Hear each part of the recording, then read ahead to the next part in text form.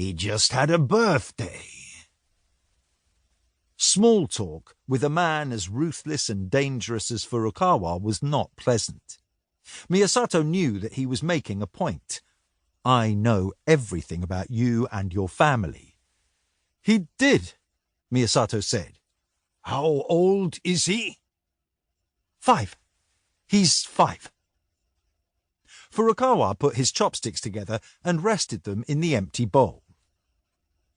What does he like? Miyasato started to sweat. Sorry?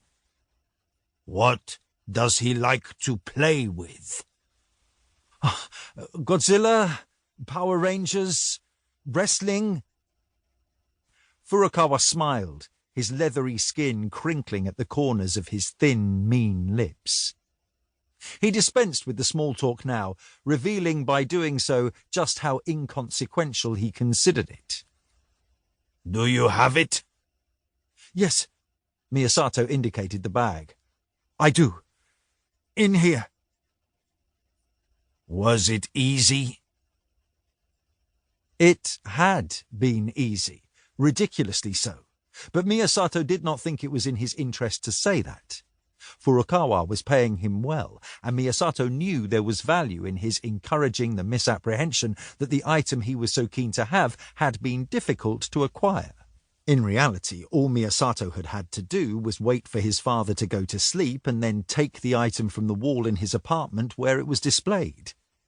It had taken less than a minute, and the fact was not lost on Miyasato that those 60 seconds would change his life beyond all recognition. Not easy, he lied. Of course, the fact that it had been easy to remove the item was neither here nor there. He was being well paid because of who he had stolen from. His father would not tolerate thievery, and his rage would not be tempered by the fact that the thief was his son. There would be a reckoning, and Miyasato had arranged to be remunerated well enough to avoid it. He didn't just plan to take his family out of Tokyo.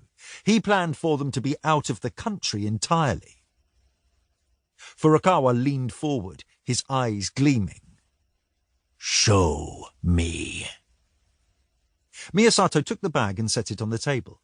He opened the zip and, with careful hands, withdrew the bundle from inside.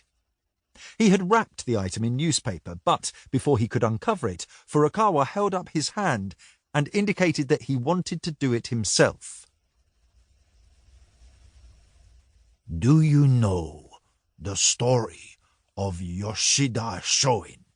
He asked, as he peeled back one corner of the sheet. Not really? He was born in 1830. The Americans arrived when he was 23, and he looked at their fleet and their guns, and then at what Japan had to offer in return, and decided that we were lacking. They say it was at that moment that he decided that the old ways, the ways of the samurai, were no longer relevant, that they held Japan back. What is a sword to a gun, after all?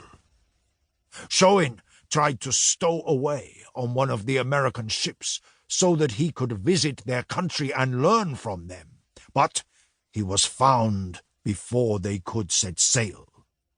He was imprisoned, yet he still made his case for reform. They executed him for it. He was just 29 when they decapitated him. A tragedy. If he had lived for another 9 years, he would have seen the changes for which he had campaigned come to pass. The end of the Tokugawa shogunate.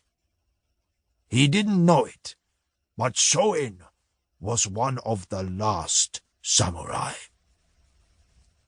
Furukawa opened the newspaper slowly and reverently, peeling the leaves away to reveal what was hidden beneath.